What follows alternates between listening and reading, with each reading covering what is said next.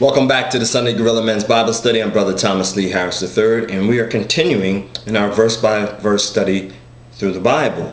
And we have reached the second chapter of Samuel. So Samuel, first chapter, and we're going to jump right into it. It's not too much of a long chapter. So 2 Samuel, chapter 1. Now it came to pass after the death of Saul, when David had returned from the slaughter of the Amalekites, that David had stayed 2 days in Ziklag. On the third day, behold, it happened that a man came from Saul's camp with his clothes torn and dust on his head. So it was, when he had came to David, that he fell to the ground and prostrated himself. Verse 3. And David said to him, "Where have you come from?" So he said to him, "I have escaped from the camp of Israel." Then David said to him, "How did the matter go? Please tell me." And he answered, "The people have fled from battle. Many of the people are fallen and dead. And Saul and Jonathan his son are dead also." So David said to the young man who told him, "How do you know that Saul and Jonathan his son are dead?" Verse 6. Then the young man who told him said, "As I happened by chance to be in Mount Gilboa, there was Saul, leaning on his spear. And indeed the chariots and the horsemen followed hard after him. Now when he looked up behind him, he saw and called to me. And I answered, 'Here I am.'" In verse 8. And he said to me, "Who are you?" So I answered him, "I am an Amalekite." And he said to me again, "Please stand over me and kill me, for anguish has come upon me, but my life still remains in me." Verse 10. So I stood over him and killed him, because I was sure that he could not live after he had fallen. And I took the crown that was on his head and the bracelet that was on his arm, and have brought them here to my Lord. Therefore David took hold of his own clothes and tore them, and so did all the men who were with him. In verse 12. And they mourned and wept and fasted until evening for Saul and for Jonathan his son, for the people who the Lord, and for the house of Israel, because they had fallen by the sword. Then David said to the young man who told him, "Where are you from?"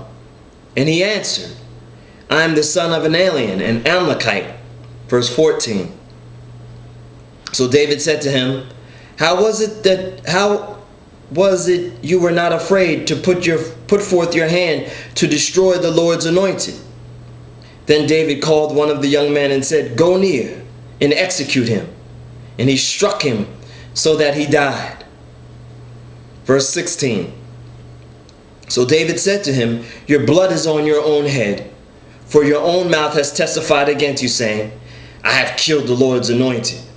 Then David lamented with his lamentation over Saul and over Jonathan his son. And he told them to teach the children of Judah the song of the bow. Indeed, it is written in the book of Jasher. Verse 19. "The beauty of Israel is slain on your high places. How the mighty have fallen.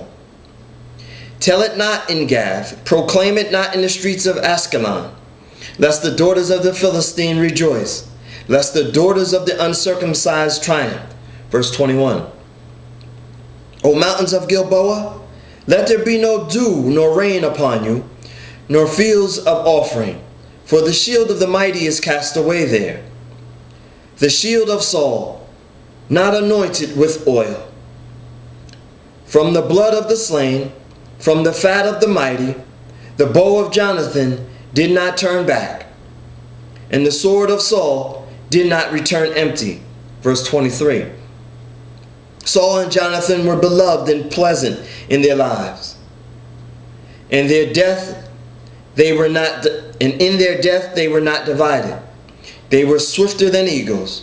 They were stronger than lions.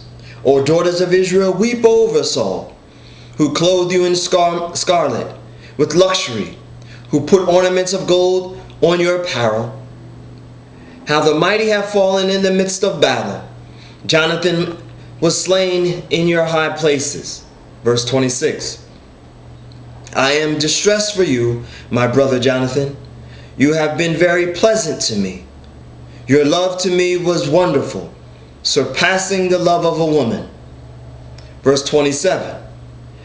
How the mighty have fallen, and the weapons of war perished. Amen. And that concludes the first chapter of the book of 2 Samuel. And we see now, we get confirmation from the word that Saul didn't commit suicide. He attempted, but he didn't die. And this Amalekite came by and slayed him. So that's why it's important, and I have to pinch myself, it's important to read the entire word in context. Because if you go back to the 31st chapter of 1 Samuel, I said that Saul committed suicide. But actually he attempted. We see now in chapter 1 in 2 Samuel. So thank you for joining me, and that concludes the first chapter in the book of 2 Samuel. Amen.